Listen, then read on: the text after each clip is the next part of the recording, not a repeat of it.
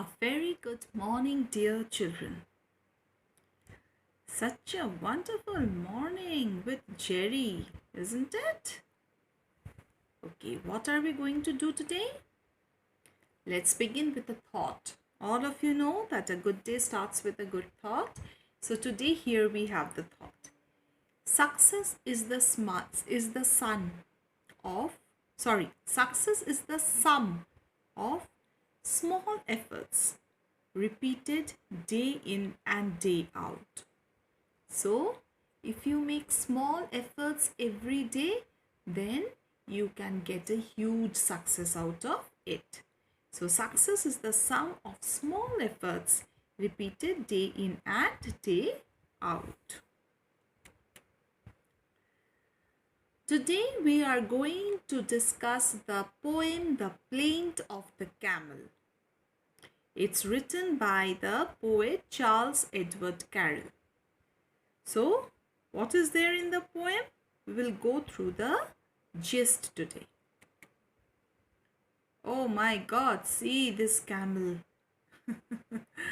It's really nice, isn't it? The camel is a fascinating animal with special ability, like going without food and water for long periods. The word camel has been derived from the Latin word camelus. That means going without. So, going without water and food for many days. The camel has been domesticated thousands of years ago. It was used for many reasons, and people are dependent on it even today. It helps us to pass through the hot deserts. In this beautiful poem, in spite of being so useful, the camel complains regarding his food, dwelling place, about its features, etc. So, this is about the gist of the poem, we can say. What is it? Camel is a fascinating animal. I think you know the special feature of the camel, that it can go without food and water for many days.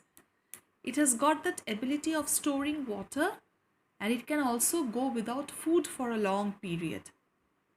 So this is a special feature of camel, and that is why it is known as the ship of the desert, because in deserts you don't get water so frequently. So they are known as the ship of the desert. So what is the word camel? The word camel has been derived from the Latin word camelus. And what does it mean? Camelus means that goes without water, going without. So it means going without. And what does a camel go without? Camel goes without water and food. The camel has been domesticated. So the camel has also been domesticated. It is used as a domestic animal thousands of years ago. So from thousands of years, this animal is being used as a domestic animal. It was used for many reasons. You know, it is used to take people from one place to another across the desert. It is used to carry goods, heavy loads from one place to another. So it can be used for many reasons, and people are dependent on it even today.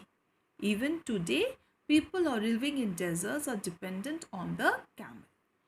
It helps us to pass through the hot desert, because I don't know, but I don't think so that there are any vehicles that can move through the desert so easily as a camel does. Okay, so the camel helps us to pass through the hot desert. In this beautiful poem, in spite camel being so useful to us in so many ways, the camel complains regarding his food, dwelling place, and about its feature. Now let us go next. What is there? Here we are with about the poet. Who is the poet? The poet is Charles Edward Carroll. He was born on December 30th, 1841 and he died on July 3rd, 1920. He was an American children's literature author. So he basically wrote about children. Carroll's Davy and the Goblin, these are the two books, expanded the realm of possibility in American fantasy for children when it first appeared in serial in 1884. So these two books made him famous. His poems The Sleepy Giant and The Walloping Window Blind are featured on Natalie Merchant's 210 concept album Leave Your Sleep. So these are another few important works of this poet. Now let us come to the poem. The poem is written by Charles Edward Carroll that we have already seen. It is a complaint of a camel. What complaint does it do? First, it complains about the food given to it by comparing with others. So the camel compares its food with the food that other animals or birds are eating. Then it complains about the place it sleeps. Second complaint was about his place of sleeping. In the third stanza, it complains about the home given to it. So the first about food, second place of sleeping, and third home given to it. It complains about people riding on it, and at last it complains about its looks. So it has so many complaints to make. First about its food, second about the place where it sleeps, third about the home given to it, fourth about the people riding on it, and finally about its looks.